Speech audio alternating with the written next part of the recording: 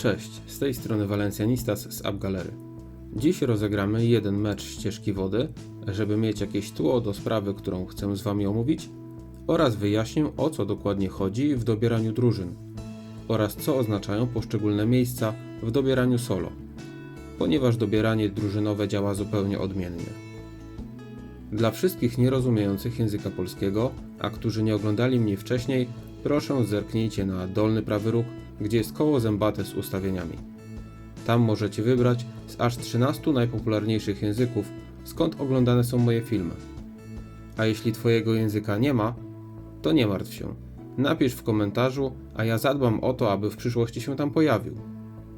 Zanim jednak przejdę do meritum sprawy, chciałbym jeszcze Wam przypomnieć, że oprócz kampanii AppGallery, w której za zakupy pakietów w State of Survival otrzymujecie kryształy AppGallery, które to kryształy wymieniacie na kupony i można tymi kuponami płacić za kolejne pakiety w grze, to musicie również wiedzieć, że równolegle leci druga kampania, która trwa do końca maja, w której za te same zakupy zbieracie monety, które wymienicie na prawdziwe, realne nagrody rzeczowe. To znaczy jeden zakup bierze udział w 2 kampaniach naraz. A teraz wróćmy do dobierania drużyn. Pamiętacie wideo, w którym mówiłem, że twórcy treści, bo tak nazywa się content kreatorów, zabili to wydarzenie? Kiedy gorącym tematem, obwieszczonym chyba przez wszystkich największych twórców treści, było zdanie: lewa strona w Waterpath jest silniejsza i gwarantuje wygraną. Z grubsza przesłanie brzmiało w ten sposób, że jeśli chcesz wygrywać, zdobywać punkty w wydarzeniu ścieżka wody, to musisz znajdować się po lewej stronie. Inaczej cały sens gry idzie na marne, bo na pewno przegrasz. Deweloperzy znaleźli wtedy sposób na to, usuwając niki graczy z menu dobierania, ale i tym razem gracze znaleźli sposób, żeby dowiedzieć się, po której stronie są. Zazwyczaj wyglądało to w ten sposób, że dana osoba czekała, aż ci, którym nie zależy po której stronie się znajdują, potwierdzili swoją grę.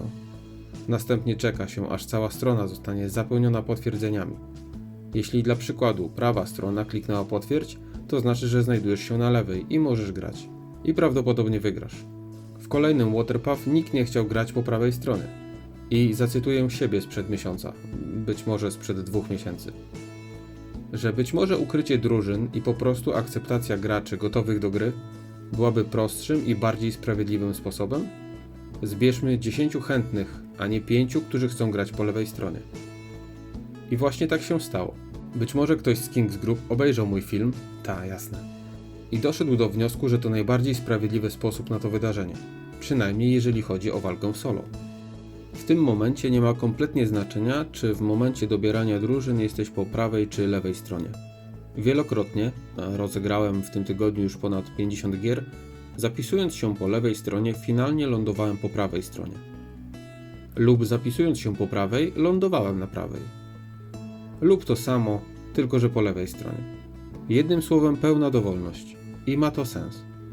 Nie wiadomo jeszcze, czy gra rejestruje graczy na podstawie pozostałych graczy, to znaczy miesza 10 graczy ze sobą, czy od momentu pojawienia się kwadracika rejestracji jesteś przypisany do swojej drużyny.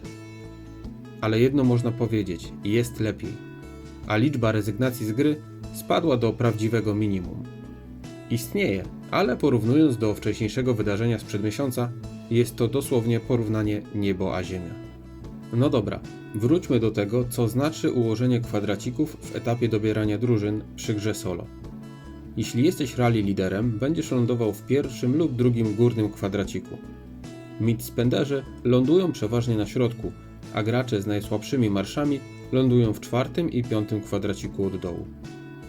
Więc jeśli jako mid-spender lądujesz na pierwszym miejscu, to prawdopodobnie będziesz jednym z najsilniejszych marszów i powinieneś zająć najbardziej oblegane budynki na mapce. Z kolei jeżeli uważasz, że twoje marsze są silne, a mimo to wylądowałeś na 3. czy 4., nie mówiąc nawet o 5. miejscu, to jest duże prawdopodobieństwo, że będzie to mecz wielorybów. A twoim zadaniem z grubsza będzie przetrzymywać przez 10 sekund budynek, zanim duzi chłopcy i duże dziewczynki dołączą do gry. Warto o tym pomyśleć, biorąc pod uwagę twoje doświadczenie w wydarzeniu i twój styl gry. Co myślisz o zmianach w ścieżce wody? Podziel się opinią w komentarzach. Tymczasem trzymaj się i do zobaczenia.